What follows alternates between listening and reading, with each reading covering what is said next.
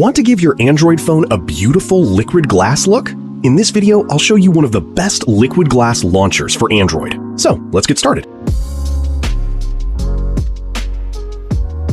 First, open Play Store on your phone. Go to search bar and search Simple Launcher.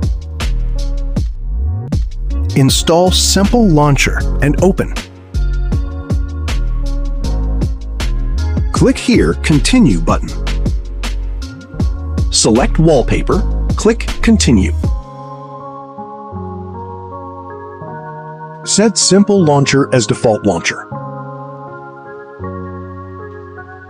Open Simple Launcher settings. Change wallpaper. Click Add New Wallpaper. You can choose wallpaper from here, and you can set from storage.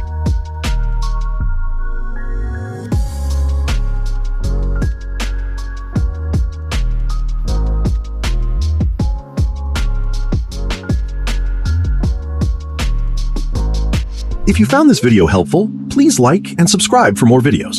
Thanks for watching.